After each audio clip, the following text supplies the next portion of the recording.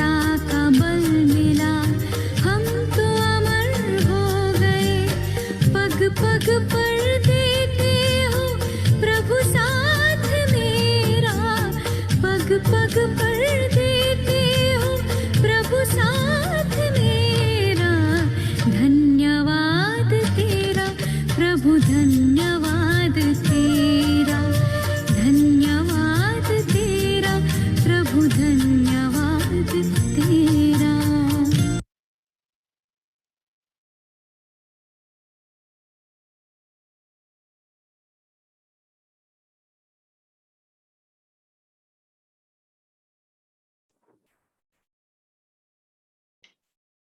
ओम शांति। Good morning.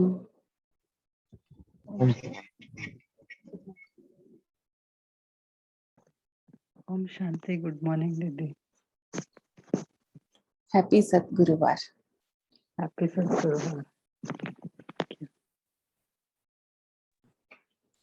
आज सुनते हैं। Good morning. आज सुनेंगे सतगुरुवार के सतगुरु बाबा के महावाक्य। 30 सितंबर 2021 बाबा की मुरली है। बाबा ने कहा, मीठे बच्चे, अभी ये रावण राज्य पुरानी दुनिया खत्म हो, नई दुनिया आ रही है।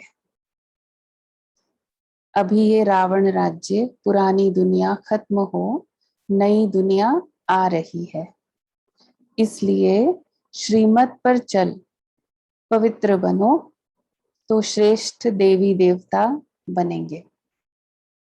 नई दुनिया तो आ रही है, लेकिन नई दुनिया में जाने वाले भी तैयार चाहिए ना। तो जो नई दुनिया में जाने वाले भावी देवी देवताएं हैं, बाबा उनसे बात कर रहे हैं कि अभी पवित्र बनेंगे तो भविष्य में श्रेष्ठ देवी देवता बनेंगे। प्रश्न है, बाप अपने बच्चों को सत्यनारायण की कथा सुनाते हैं, उस कथा का रहस्य क्या है? बाप अपने बच्चों को जो कथा सुना रहे हैं सत्यनारायण की, उसका रहस्य। उत्तर है, उसका रहस्य है बादशाही लेना और गवाना। कथा में भी ऐसे आता है ना कि कैसे बादशाह से फकीर बन गया, लेकिन बाबा राज रहस्य बताते हैं कि कैसे बादशाही हम लेते हैं और कैसे गवाते हैं। अलिफ को अल्लाह मिला तो गदाई छोड़ दी। गदाई माना गद्दी, सीट। ब्रह्मा बाबा ने गदाई छोड़ दी ना। जो विश्व के मालिक थे वही 84 जन्म ले राजाई गवा देते हैं, फिर बाप उन्हें राजाई देते हैं। पतित से पावन बनना, गदाई छोड़ राजाई लेना, यही सच्ची सत्यनारायण की कथा बाप सुनाते हैं। गदाई छोड़ राजाई लेना। अभी वो जो गदाई है वो कौन सी गद्दी है? कलयुग की ना। तो वो कलयुग की गद्दी को छोड़ते हैं, तब फिर सतयुग की राजाई प्राप्त होती है। तो ये वाली कथा बाबा हमें, सत्यनारायण की सच्ची कथा बाबा हमें सुनाते हैं। गीत है, आखिर वह दिन आया आज। ओम शांति। ओम शांति का अर्थ तो रूहानी बाप ने समझाया है। ओम माना अहम आत्मा हूं और मेरा शरीर है। आत्मा तो देखने में नहीं आती है, ये समझ में आता है मैं आत्मा हूं, ये मेरा शरीर है।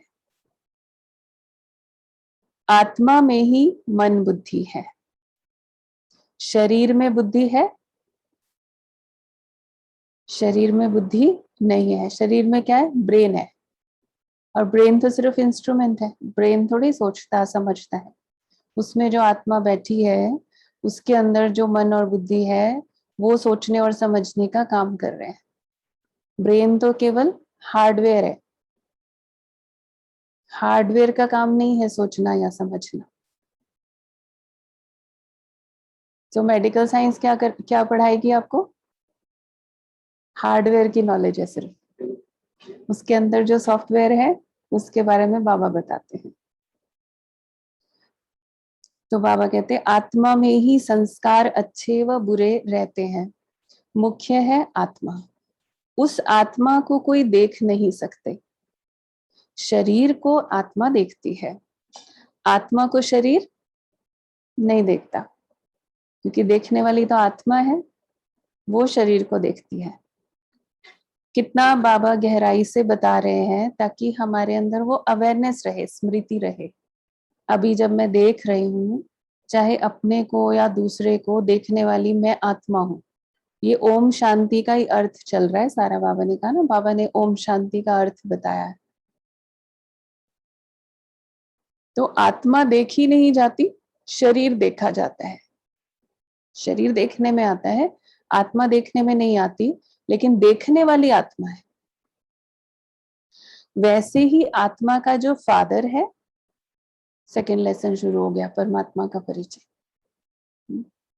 वैसे ही आत्मा का जो फादर है, जिसको ओ गॉड फादर कहते हैं, वह भी देखने में नहीं आते हैं। उनको समझा जा सकता है, जाना जा सकता है। आत्माएं सब ब्रदर्स हैं। शरीर में आते हैं तो कहेंगे ये भाई भाई हैं या भाई बहन हैं। आत्माओं का बाप है परमपिता परमात्मा। जिस्मानी भाई बहन एक दो को देख सकते हैं, आत्माओं का बाप सभी का एक है, उनको देख नहीं सकते। तो बाप आए हैं पुरानी दुनिया को नया बनाने। नई दुनिया सतयुग थी, ये पुरानी दुनिया कलयुग है। तो दोनों नई और पुरानी का राज भी बताते हैं, कंट्रास्ट भी बताते हैं, फिर बताते हैं कि अब आया हूं नई बनाने इसको, पुरानी को। तो इनको अब बदलना है। अभी जो कलयुग है ये सदा रहने वाला नहीं है, इनको अब बदलना है। जैसे पुराना घर खत्म हो गया, नया घर बनता है, वैसे ये पुरानी दुनिया खलास होनी है। सतयुग के बाद त्रेता, द्वापर, कलयुग, फिर सतयुग आना जरूर है। वर्ल्ड की हिस्ट्री, ज्योग्राफी रिपीट होनी है। सतयुग में होता है देवी देवताओं का राज्य। आधा कल्प चलता है सूर्यवंशी और चंद्रवंशी। आधे में 1/4 हो गया सूर्यवंशी और फिर 1/4 है चंद्रवंशी। उनको कहा जाता है, जो सूर्यवंशी है उसको क्या कहेंगे? लक्ष्मी नारायण की डायनेस्टी। और फिर आ गई राम सीता की डायनेस्टी। तो ये सहज है ना, बाबा स्टोरी सुना रहे हैं। स्टोरी सुना करके फिर पूछते हैं, सहज है ना समझना?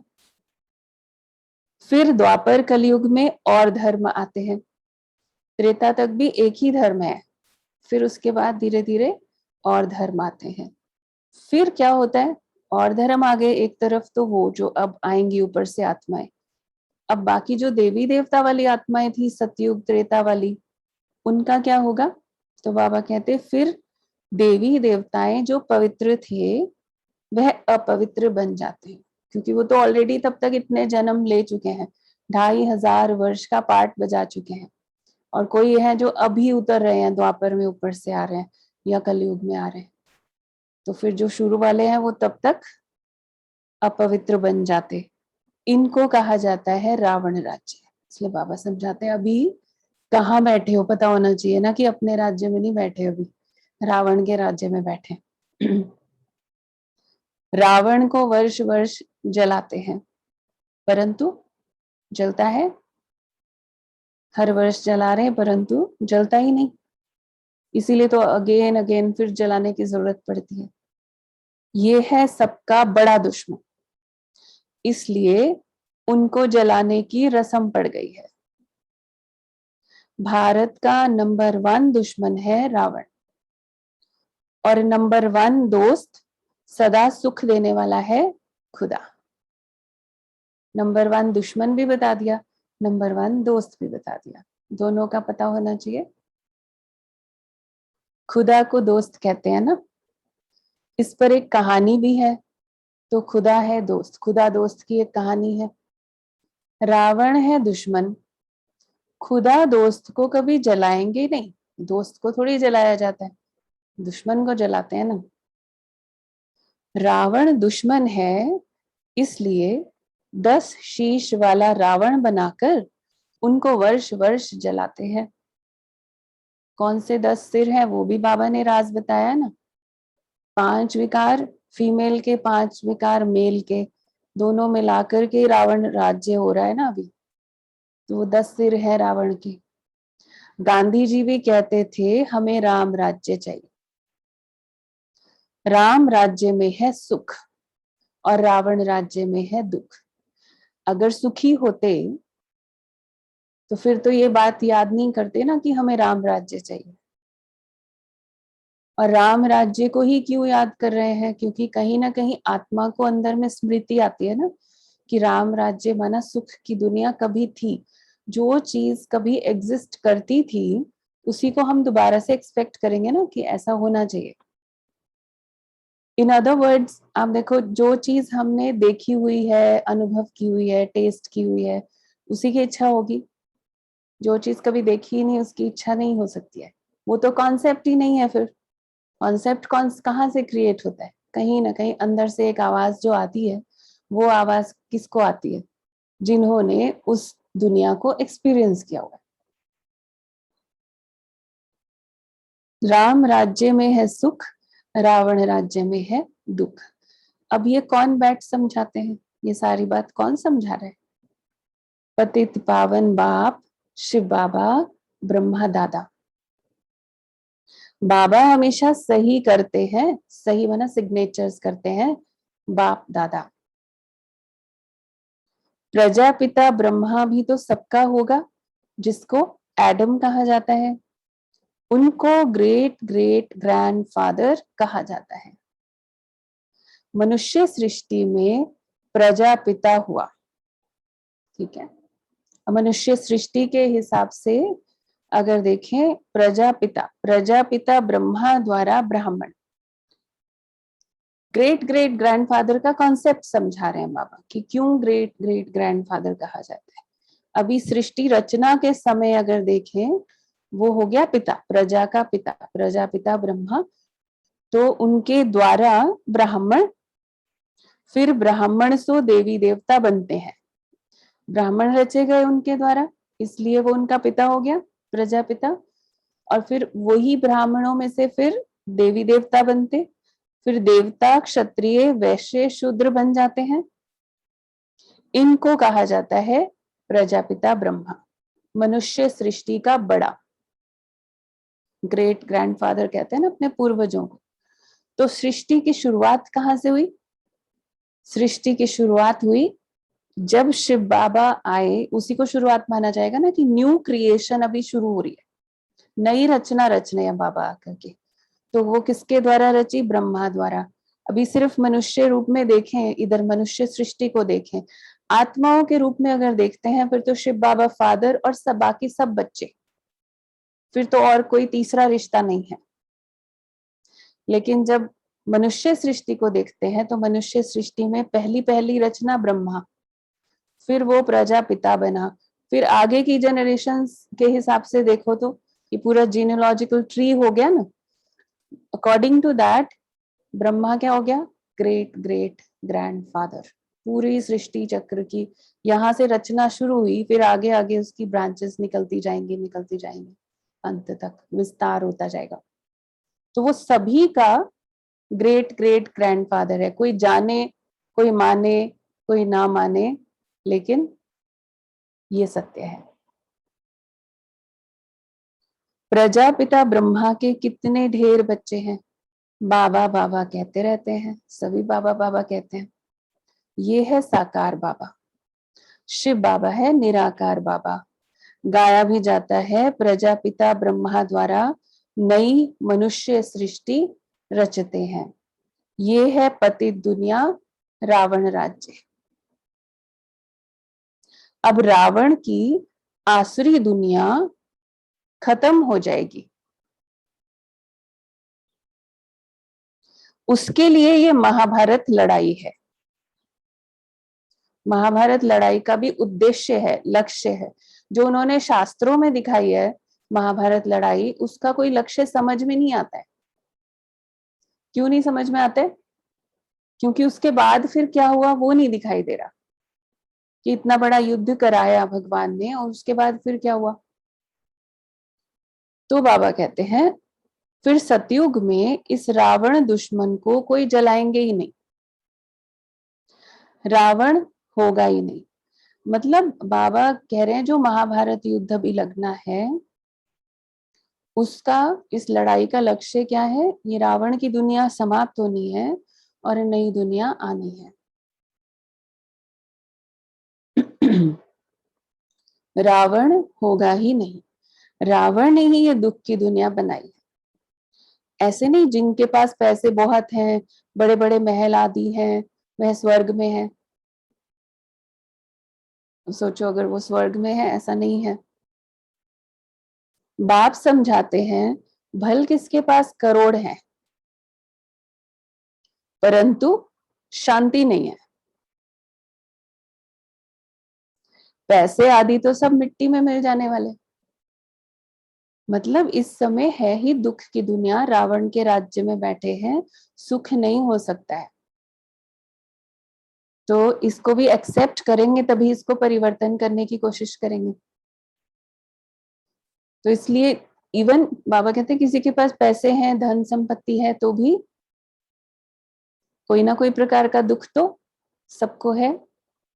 और है भी पैसे तो ये सब भी मिट्टी में मिल जाने वाले हैं, साथ में तो जाने वाला नहीं है कुछ भी। नई दुनिया में फिर नई खानियां निकलती हैं, जिससे नई दुनिया के महल आदि सारे बनाए जाते हैं। ये पुरानी दुनिया अब खत्म होनी है। सतयुग में है वाइसलेस, संपूर्ण निर्विकारी। वहां बच्चे योग बल से पैदा होते हैं। कोई का अगर क्वेश्चन है तो बाबा ने आंसर दे दिया, क्योंकि पवित्रता के ऊपर ही झगड़ा करते रहते हैं ना। विकार वहां होता ही नहीं। अब वहां नहीं होता तो हमको अगर ऐसी दुनिया में जाना है तो हमें क्वालिफाई तो करना पड़ेगा ना उसके लिए। वही जाएंगे ना जो क्वालिफाई करेंगे। ना देह अभिमान, ना क्रोध, ना काम, 5 विकार होते ही नहीं, इसलिए वहां कभी रावण को जलाते ही नहीं। यहाँ तो रावण राज्य है, इसलिए सब पुकारते हैं हे पतित पावन आओ। वह तो लिबरेटर भी है, सबका दुख हरता है। अभी सब रावण राज्य में है, बाप को आकर छुड़ाना पड़ता है। अब बाप कहते हैं तुम पवित्र बनो, छुड़ा रहे हैं रावण से, क्योंकि रावण ने ना मन बुद्धि को, तन मन को, हर चीज को पकड़ा हुआ है। जैसे कोई चीज बुरी भी होती है ना, कई बार बुरी होती है चीज, अच्छी नहीं है, लेकिन उसकी आदत हो जाती है तो हम उसे छोड़ नहीं पाते। तो हमें पता है, देखो रावण को जला तो रहे हैं, सारी दुनिया जला रही है, पता तो है ये गलत है, 5 विकारों की भी बात करते तो है, लेकिन जब उसको छोड़ने की बात आती है तो बहुत मुश्किल लगता है। इसलिए कई बार बाबा कहते हैं मनुष्य को सबसे प्यारी चीज पता है कौन सी लगती है? सबसे प्यारी चीज अपनी कमजोरी लगती है। क्यों? क्योंकि जिस चीज के लिए कहते हैं बस बाकी सब ठीक है, ये नहीं मैं छोड़ सकता, तो सबसे ज्यादा प्यार जिससे हो गया है वो अपनी कमजोरियां हैं, और वही रावण है, उसको ही छोड़ना है। जब तक इसको छुड़ाना नहीं बाबा ने, तब तक हम फिर नई दुनिया में नहीं जा सकते। तो अब बाप कहते हैं पवित्र बनो, ये पतित दुनिया खत्म होनी है। जो श्रीमत पर चलेंगे वह श्रेष्ठ देवी देवता बनेंगे। विनाश तो होगा, सब खत्म हो जाएंगे, विनाश भी होना है। बाकी कौन बचेंगे? ध्यान से सुनिए, जो श्रीमत पर पवित्र रहते हैं वही बाप की मत पर चल विश्व की बादशाही का वर्षा पाते हैं। यानी उनको कुछ नहीं होगा, बाकी सब खत्म हो जाएंगे और वो बचेंगे। भाव क्या है? वापस तो जाएंगे ही सारे, सबको जाना है ना परम धाम तो, लेकिन एक तो जाने की विधि अलग होगी। और फिर बाबा ने कल भी जैसे कहा कि वहां बस थोड़ा समय रहते हैं फिर आ जाते हैं नीचे, सतयुग में लक्ष्मी नारायण के राज्य में आएंगे। इन लक्ष्मी नारायण का राज्य था ना, अभी तो रावण राज्य है जो खत्म होना है। सतयुगी राम राज्य स्थापन हो रहा है, रावण राज्य खत्म होना है। और कब तक खत्म नहीं होगा? जब तक सतयुगी राज्य पूरा स्थापन नहीं हो जाता। और सतयुगी राज्य स्थापन होने का मतलब कोई महल बनाना नहीं है। सतयुगी राज्य स्थापन मतलब सतयुग में जाने वाले राजा रानी प्रजा दास दासी सभी, जिसको भी जाना है वो सब जब रेडी हो जाएंगे तब कहेंगे स्थापना पूरी हो गई। महल तो बना ही लेंगे जाके, लायक बन के जा रहे हैं ना, महल तो बना ही लेंगे। तो हम तैयार होंगे, फिर रावण राज्य समाप्त होगा, सफाई होगी, फिर महल बनेंगे। राम में सीता वाला नहीं, राम राज्य की बात की बाबा ने, तो बच्चों के मन में विजन बनता है ना राम का, तो राम में सीता वाला नहीं। शास्त्रों में तो बहुत फालतू बातें लिखती हैं, बाबा को हके सब उल्टी बातें सीधी करनी पड़ रही है ना, समझाना पड़ रहा है। इसलिए बाबा कहते देखो क्या क्या स्टोरीज बना दी है बच्चों ने। लंका ये सारी दुनिया है, इसमें रावण का राज्य है। भारत सोने की चिड़िया था सतयुग में, जबकि दूसरा कोई राज्य ही नहीं था। बाप भारत में आकर फिर से सोने की चिड़िया स्वर्ग बनाते हैं। बाकी जो इतने धर्म हैं सब खत्म हो जाएंगे, समुद्र भी उछल मारेगा। बॉम्बे क्या था? एक छोटा सा गावड़ा था। अभी सतयुग की स्थापना होती है और फिर बॉम्बे आदि रहेगी नहीं। सतयुग में बहुत थोड़े मनुष्य होते हैं, कैपिटल दिल्ली होती है, जहां लक्ष्मी नारायण का राज्य होता है। दिल्ली सतयुग में परिस्तान थी, दिल्ली ही गद्दी थी, लेकिन नाम दिल्ली नहीं होगा ना उस वक्त, नाम परिस्तान है उस वक्त। राम राज्य में भी दिल्ली ही कैपिटल रहती है, परंतु राम राज्य में देखो कैपिटल भी वही है, परंतु राम राज्य में हीरे जवाहरों के महल थे, अथाह सुख था। बाप कहते हैं तुमने विश्व का राज्य गंवाया है, मैं फिर से देता हूं। पहले भी दिया था, गंवा दिया है, कोई बात नहीं, मैं फिर आया हूं देने के लिए। तो उसके लिए क्या करना पड़ेगा? तुम मेरी मत पर चलो। श्रेष्ठ बनना है तो सिर्फ मुझे ही याद करो और किसी देहधारी को याद नहीं करो। अपने को आत्मा समझ मुझ बाप को याद करो तो तुम तमो प्रधान से सतो प्रधान बन जाएंगे, तुम मेरे पास चले आएंगे। कंडीशन तो ये है ना, सिर्फ एक ही तो बात कहते हैं बाबा, पवित्र बनो। और ही बुराइयों से गंदगी से छुड़ा रहे हैं ना बाबा। तुम मेरे गले की माला बन, फिर विष्णु की गले की माला बन जाएंगे। माला के ऊपर हूं मैं, माला में ऊपर फूल है ना, उसके बाद फिर क्या है? फिर युगल है ब्रह्मा सरस्वती, दो जो युगल दाना जुड़े हुए दो दाने होते हैं ना उसमें, तो वो है ब्रह्मा सरस्वती। वही सतयुग के महाराजा महारानी बनते हैं। उन्हों की फिर सारी माला है जो नंबरवार गद्दी पर बैठते हैं। मैं भारत को इन ब्रह्मा सरस्वती और ब्राह्मणों द्वारा स्वर्ग बनाता हूं। जो मेहनत करते हैं उन्हों के फिर यादगार बनते हैं। आत्माओं का रहने का स्थान है परम धाम, जिसको ब्रह्मांड भी कहते हैं। हम सब आत्माएं वहां स्वीट होम में रहने वाली हैं बाप के साथ। वह है शांति धाम। मनुष्य चाहते हैं हम मुक्ति धाम में चले जाएं। अब उसका परिचय भी बाबा दे रहे हैं कि वो मुक्ति धाम शांति धाम है। मनुष्य चाहते हैं कि हम जाएं मुक्ति में, परंतु वापस कोई जा नहीं सकते। चाहते हैं जाना लेकिन जा नहीं सकते। सबको पार्ट में आना ही है।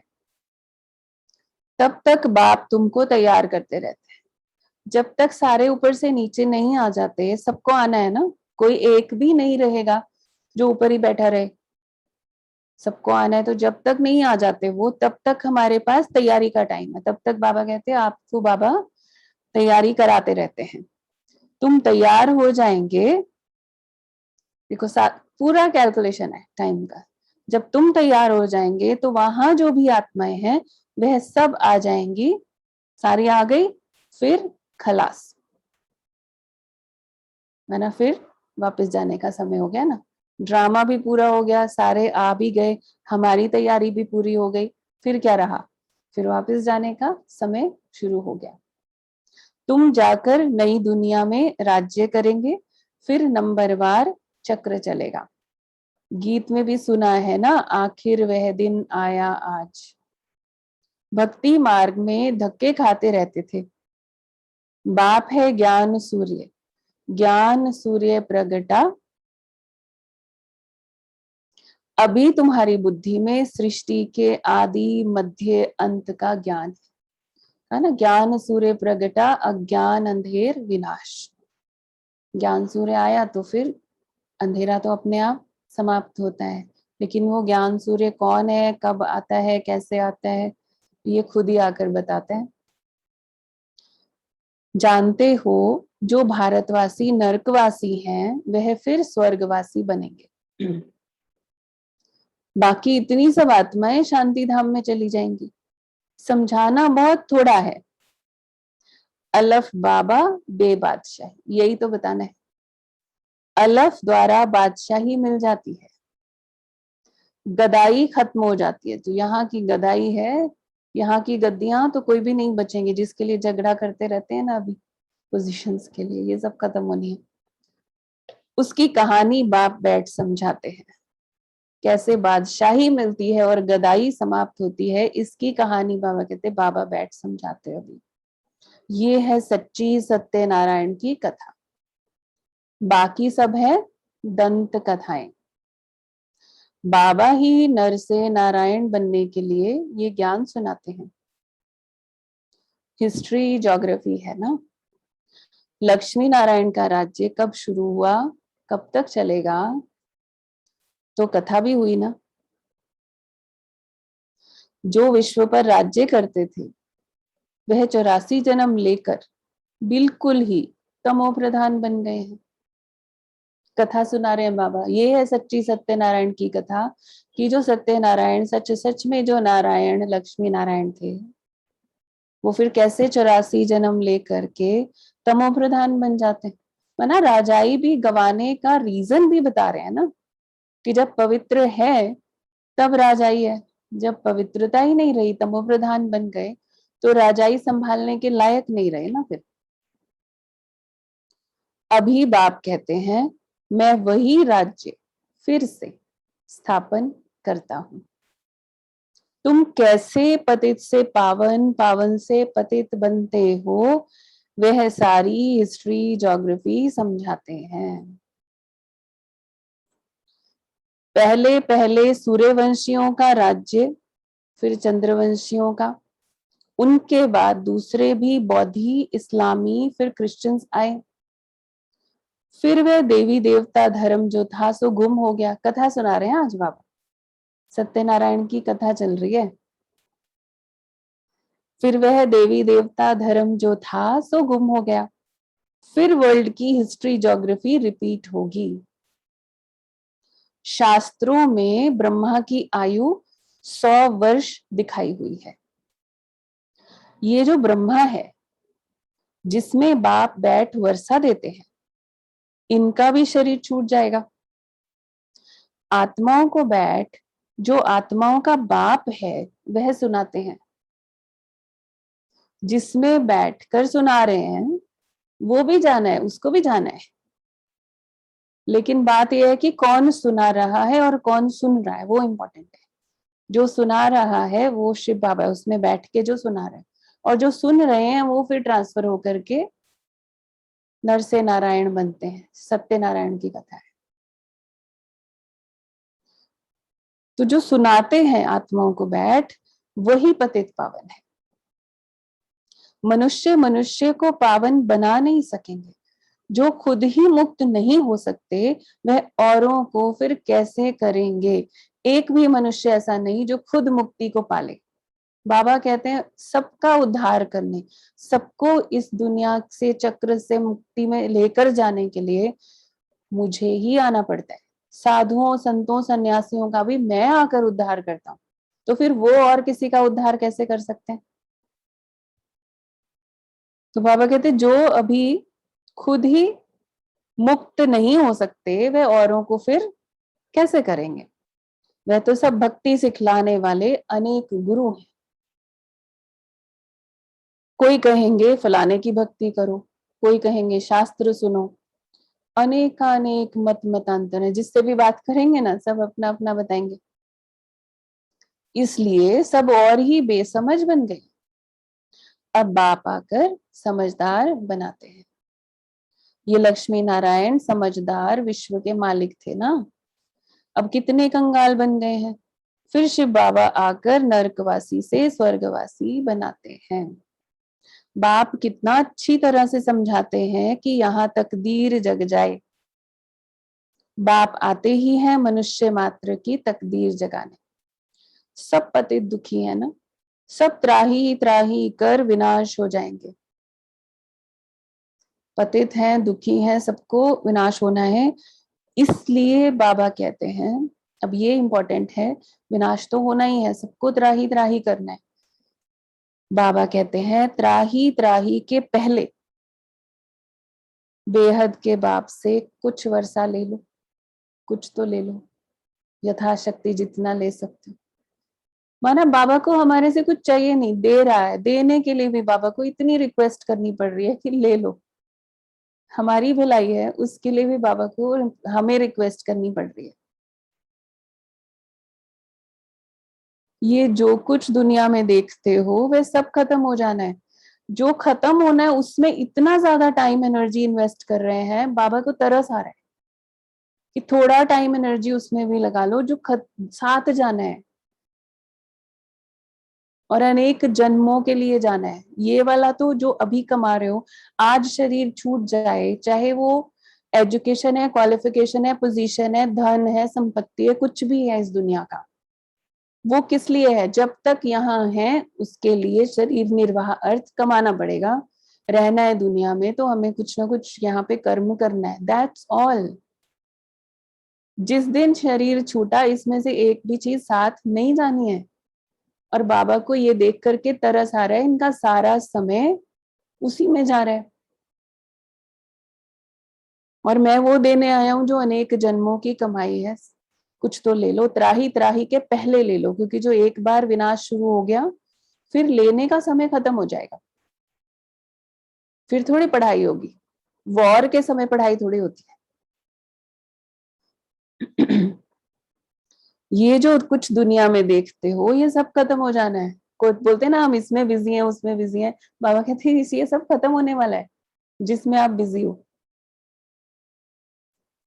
अच्छा है बिजी होना, पर इतना बिजी ना हो जाओ कि जो सच्ची कमाई है वो उसके लिए समय ना मिले। Fall of Bharat, rise of Bharat, ये भारत का ही खेल है। ये पूरा जो चक्र है 84 जन्मों का, ये भारत के ऊपर है। राइज होगा सतयुग में, अब कलयुग में फॉल होना है। यह सब रावण राज्य का पंप है, अब विनाश होना है। Fall of world, rise of world. सतयुग में कौन कौन राज्य करते हैं, ये बाप बैठ समझाते हैं। राइज ऑफ भारत, देवी देवताओं का राज्य। फॉल ऑफ भारत, किसका राज्य, रावण का राज्य। अभी नई दुनिया बन रही है, रावण राज्य से राम राज्य में जाने की ट्रांसफॉर्मेशन की प्रोसेस है ना, ये बन रही है। पुरानी दुनिया खत्म हो जाएगी, इसके पहले तुम पढ़ लो, बाप से वर्षा ले लो। अब इसमें कोई डरने की भी बात नहीं है कि ये खत्म हो जाएगा, विनाश हो जाएगा। ये तो सच है ना कि हम सबको जाना है, ये तो पहले भी पता था। ये बात तो ज्ञान से पहले भी पता थी ना कि कोई भी परमानेंट नहीं है यहाँ पे। बल्कि और ही जो फियर या इनसिक्योरिटी था उसको तो बाबा ठीक कर रहे हैं ना। हमें ये पता है कि ये तो जाना ही था, लेकिन बाबा बता रहे हैं आगे की मैं पहले से तैयारी करा रहा हूँ, अब वो कर लो, फ्यूचर सिक्योर कर लो। और ही सिक्योरिटी फील होनी चाहिए, डर तो खत्म हो जाना चाहिए जब हम ज्ञान को सही रूप में समझते हैं। तो बाबा कहते हैं इसके पहले तुम पढ़ लो, बाप से वर्षा ले लो, कितना सहज है। ये है मनुष्य से देवता बनने की पढ़ाई। सन्यासियों का है ही निवृत्ति मार्ग। ये धर्म धर्म ही अलग है। वह तो गृहस्थ व्यवहार छोड़ चले जाते हैं। कल भी बाबा ने हद और बेहद के सन्यास का डिफरेंस बताया था। आज भी बाबा कह रहे हैं वो तो जो सन्यासी हैं गृहस्थ व्यवहार छोड़कर चले जाते हैं, उनका है हद का सन्यास। तुमको इस पुरानी दुनिया का सन्यास कर फिर यहाँ आना ही नहीं है। पूरी दुनिया का ही सन्यास है। अब उसमें घर में बैठ के करें, सेंटर में बैठ के करें, जंगल में बैठ के करें, बैठे तो उसी दुनिया में है, लेकिन उसी दुनिया में बैठ कर के हम पुरुषार्थ क्या कर रहे हैं, यहाँ होते भी हम यहाँ नहीं है। हम इससे ऐसे डिटैच हो रहे हैं कि एक बार जब यहाँ से जाएंगे तो वापस नहीं आएंगे। अब वो जो छोड़ के जाते हैं, घर छोड़ के गए, जंगल में चले गए, है तो पुरानी दुनिया में, तो हद का सन्यास हुआ ना। हद के एक परिवार को छोड़ा, रहे तो इसी दुनिया में। वो भी कई बार तो ऐसा होता है कि फिजिकली छोड़ा, लेकिन मन में वहां बैठ के भी उनकी याद आती रहती। तो वास्तव में जो सही मायने में सन्यास है वो तो नहीं हुआ। तो सही मायने में सन्यास किसको कहा जाएगा वो भी बाबा हमको समझा रहे हैं। लेकिन उन सन्यासियों का भी उद्धार बाबा नहीं करना है, इसीलिए हमको भी समझ चाहिए। सन्यासियों का है ही निवृत्ति मार्ग, वह धर्म ही अलग है। तुमको इस पुरानी दुनिया का सन्यास कर फिर यहाँ आना नहीं है। पता होना चाहिए हमारे को, ये अवेयरनेस में होना चाहिए कि हम इसको छोड़ के जो एक बार जाएंगे फिर वापस यहाँ नहीं आएंगे, फिर तो नई दुनिया में आएंगे। ये भी अच्छी रीति समझाना है कौन कौन से धर्म कब आते हैं। अब आप देखो, कोई समझता है मेरे लिए क्या इंपॉर्टेंस है इसकी कि कौन सा धर्म कब आया। बाबा कहते हैं ये भी अच्छी रीति समझाना है। हर पॉइंट का कनेक्शन है, यूं ही तो नहीं कुछ भी ज्ञान दिया बाबा ने। अब कोर्स में सारी बातें आती हैं, कब क्राइस्ट आया, कब महात्मा बुद्ध आए, कब क्या हुआ और क्यों हुआ, हर बात का राज है। द्वापर के बाद ही और धर्म आते हैं, पहले सुख भोगते हैं फिर दुख। ये सारा चक्र बुद्धि में बिठाना होता है। जब से तुम चक्र में आते हो महाराजा महारानी बनते हो। जब शुरू में आएंगे तो क्या बन करके आएंगे, महाराजा महारानी। सिर्फ अलफ और बे को समझाना है।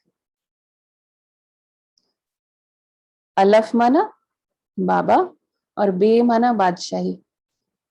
उर्दू के फर्स्ट 2 अल्फाबेट्स है ना, अलफ और बे, ए एंड बी। बस यही समझाना है। बाबा किसी को विलायत में जाने की मना नहीं करते हैं। ऐसे किसी को अपने बिजनेस के लिए जाना है, काम के लिए जाना है, बाबा मना नहीं कर रहे हैं। यूं तो सब चाहते हैं कि मृत्यु अपने देश में ही हो, तो बाबा क्या कहते हैं, अब विनाश तो होना ही है। हंगामा इतना हो जाएगा जो विलायत से फिर आ भी नहीं सकेंगे। अभी हो रहा है ना ये सब, आ भी नहीं सकेंगे। इसलिए बाप समझाते हैं कि भारत भूमि सबसे उत्तम है, जहां बाप आकर अवतार लेते हैं। फिर भी जो अब ऐसे टाइम में भी जो भारत में बैठे हैं ना, इसमें भी ड्रामा में राज है, क्योंकि वहां से आ नहीं सकते, यहाँ से जा नहीं सकते। जब ऐसी स्थिति है ना, तो बाबा के बच्चे तो समझते हैं ना कि इसमें कुछ ना कुछ कल्याण है। शिव जयंती भी मनाई जाती है। अब इस भारत भूमि में भगवान आकर के अवतार लेते हैं, सिर्फ कृष्ण का नाम डालने से सारी महिमा ही खत्म हो गई। सर्व मनुष्य मात्र का लिबरेटर यहाँ आकर अवतार लेते हैं। गॉडफादर ही है जो आकर लिबरेट करते हैं। तो ऐसे बाप को नमन करना चाहिए, जो लिबरेट करता है, मुक्ति जीवन मुक्ति देता, उनकी जयंती मनानी चाहिए, परंतु वो बहुत लिमिटेड सेंस में मनाई जाती है। कारण क्या हुआ? कृष्ण का नाम डालने से सारी वैल्यू गुम कर दी है, जितनी वैल्यू कृष्ण की बना दी ना, जबकि गीता का ज्ञान भगवान ने स्वयं शिव बाबा ने आकर के दिया, पुरानी दुनिया को नया बनाया, मुक्ति जीवन मुक्ति का वर्षा दिया। तो बाबा कहते मेरे बच्चे की इतनी महिमा कर दी, मुझे भूल गए। तो बाबा कहते वैल्यू ही गुम कर दी, भगवान की वैल्यू कम कर दी। नहीं तो भारत सबसे ऊंच तीर्थ है। और ये बात अगर किसी को समझ आ जाए कि वो गॉड फादर निराकार परमात्मा यहाँ अवतार लेते हैं, तो सारे विश्व के लिए अभी भी तीर्थ है वैसे भारत, लेकिन फिर तो बिल्कुल महान तीर्थ हो जाए ना। उसमें भी मधुबन भूमि महानतम तीर्थ, जहां भगवान आकर के अपना कार्य करते हैं, परमात्मा की कर्म भूमि, तपस्या भूमि, तो कितना ऊंचा तीर्थ हो जाए। लेकिन कृष्ण का नाम डालने से फिर क्या हुआ? वो समझ लेते हैं ये तो सिर्फ हिंदू धर्म की बात है, हिंदू धर्म का अवतार है बस। बाकी धर्म वाले रिलेट नहीं कर पाते ना। ये ड्रामा बना हुआ है। अभी तुम आत्माएं जानती हो, हमारा बाबा इस अपने शरीर द्वारा ये राज समझा रहे हैं। हम आत्मा इस शरीर द्वारा सुनती हैं। आत्म अभिमानी बनना है। अपने को आत्मा समझ बाप को याद करो तो कट निकलती जाएगी और पवित्र बन तुम बाप के पास आ जाएंगे। जितना याद करेंगे उतना पवित्र बनेंगे। और फील होता है जैसे जैसे प्योरिफिकेशन होता है, आत्मा पवित्र बनती जाएगी। जब आपने शुरू किया ज्ञान में आए, फिर धीरे धीरे साल 2 साल के बाद आपको लगेगा, अगर धारणा जैसे जैसे करते जाएंगे तो आपको परिवर्तन फील होगा, प्योरिटी फील होती है अपने जीवन में। और प्योरिटी से बुद्धि की क्लैरिटी भी बढ़ती है। फिर 5 साल 10 साल जैसे जैसे समय बढ़ता है और प्योरिटी बढ़ती है, आपको ये समझ में आता है कि ये पॉइंट, जैसे अचानक लगेगा ये पॉइंट आज मुझे अच्छे से समझ में आया, अब समझ में आया। तो जितना याद करेंगे उतना पवित्र बनेंगे, औरों को भी आप समान बनाएंगे तो बहुतों की आशीर्वाद भी मिलेगी। जिसको पवित्रता का वर्षा मिल रहा हो, इतनी ऊंची प्राप्ति हो रही हो, तो वो तो दिल करेगा कि मैं औरों को भी बताऊं ये रास्ता। देखेंगे जब अपने भाई बहनों को दुखी है, परेशान है, तो लगेगा ना इनको सत्य मार्ग बताएं। क्यों ही परेशान हो रहे हैं, व्यर्थ संकल्प कर रहे हैं। ऊंच पद पा लेंगे, इसलिए गाया जाता है सेकंड में जीवन मुक्ति। अच्छा, मीठे मीठे सिकिलधे बच्चों प्रति माता पिता बाप दादा का याद प्यार और गुड मॉर्निंग। रूहानी बाप की रूहानी बच्चों को नमस्ते। हम रूहानी बच्चों की रूहानी बाप दादा को याद प्यार, गुड मॉर्निंग और नमस्ते। शुक्रिया बाबा। धारणा के लिए मुख्य सार पहला है, बाप के गले की माला बन विष्णु के गले में पिरोने के लिए पहले बाबा के गले की माला बनेंगे, फिर विष्णु के गले में पिरोने के लिए संपूर्ण सतो प्रधान बनना है। बाबा के गले की माला भी कौन बनेंगे ना, गले की माला माना बिल्कुल नजदीक। तो जितना जितना सतो प्रधान पवित्र होंगे उतना बाबा के नजदीक होंगे। एक बाप की मत पर चलना है, उसमें ना मन मत मिक्स हो ना पर मत मिक्स हो। फलाना ऐसा कहता है, लोग क्या कहेंगे, वो क्या कहेगा, वो तो बिल्कुल ही सोचने की जरूरत नहीं। और अपने मन की मत भी बीच में मिक्स होती है कई बार श्रीमत में, वो भी चेकिंग चाहिए, यथार्थ चेकिंग चाहिए कि मिक्स तो नहीं हो रहा बीच में। बाबा ने तो ये कहा था, लेकिन मेरे मन ने जो विकारों के वश है ना मन, और पुराने संस्कारों के वश में है, तो वो मन फिर मैनिपुलेट कर लेता है चीजों को। इतना तो चलता है, वो ऐसे कर लेता है फिर। दूसरा है, ऐसी सेवा करनी है जो अनेक आत्माओं की आशीर्वाद मिलती रहे। ऐसी सेवा करनी है जो अनेक आत्माओं की आशीर्वाद मिलती रहे। त्राही त्राही होने से पहले बाप से पूरा पूरा वर्षा लेना है।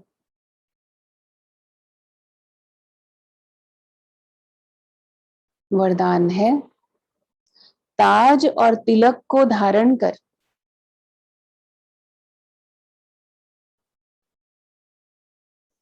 बाप दादा के मददगार बनने वाले, ताज भी और तिलक भी, और फिर बाप दादा के मददगार बनने वाले दिल तख्त नशीन भव। राजाई में 3 चीजें होती है ना, ताज तख्त तिलक, तो तीनों दे रहे हैं आज बाबा। जब कोई तख्त पर बैठते हैं तो तिलक और ताज उनकी निशानी होती है। अब बिना ताज बिना तिलक के कैसा लगेगा राजा? तख्त पे भी बिठा दिया, सूट नहीं करेगा ना। तो बाबा कहते जब तख्त पर बैठते हैं तो ताज और तिलक निशानी होती है। ऐसे जो दिल तख्त नशीन हैं, उनके मस्तक पर सदैव अविनाशी आत्मा की स्थिति का तिलक दूर से ही चमकता हुआ नजर आता है। कौन सा तिलक? बिंदी नहीं रोज लगा के बैठ जाना कि तिलक लगाना है हमने रोज। कौन सा तिलक बताया बाबा ने? अविनाशी आत्मा की स्थिति का तिलक। अगर मैं सोल कॉन्शियस स्थिति में हूं तो मेरा तिलक लगा हुआ है और वो दूर से चमकता हुआ नजर आएगा। सर्व आत्माओं के कल्याण की शुभ भावना उनके नैनों से व मुखड़े से दिखाई देती है। तो नैनों में और मुखड़े में सबके प्रति शुभ भावना, क्योंकि नैनों से वैसे भी कहते हैं face is the index of mind, और उसमें भी आंखों के लिए कहते हैं कि आंखें तो कभी झूठ बोलती ही नहीं है। तो जो मेरे दिल में सबके प्रति शुभ भावना होगी तो मेरे फेस से और मेरे नैनों से जरूर वो झलक दिखाई देगी। और हमारा ब्राह्मण आत्माओं का, भगवान के बच्चों का श्रृंगार यही है। हम किससे श्रृंगारे हुए हैं? हमारे दिल के अंदर सबके लिए स्नेह और शुभ भावनाएं है, तो हमारा चेहरा सजा हुआ है इससे।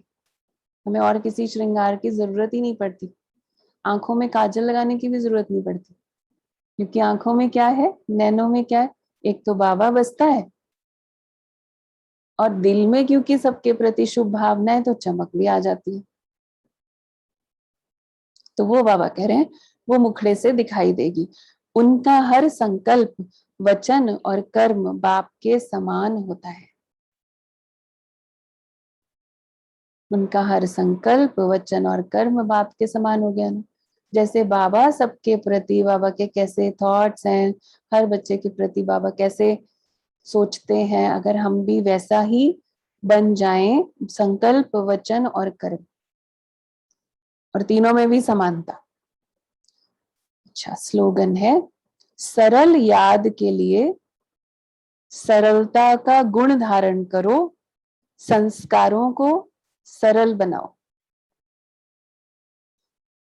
सरल याद के लिए सरलता का गुण धारण करो, संस्कारों को सरल बनाओ। कल भी बाबा ने कहा था इजी बनाएंगे अपनी नेचर को तो सब कुछ इजी हो जाएगा। आज भी वही बात है, इजी माना सरल, तो सरल याद भी सरल हो जाएगी। अगर संस्कार इजी होंगे, सरल होंगे, तो याद में बैठने में मुश्किल नहीं आएगी, मन एकाग्र करने में मुश्किल नहीं आएगी, क्योंकि व्यर्थ है ही नहीं। तो ये थे आज के बाबा के महावाक्य, आज के सतगुरुवार के, सतगुरु बाप के शक्तिशाली, दिल को छूने वाले और स्नेह से सबकी पालना करके शक्तिशाली बनाने वाले महावाक्य।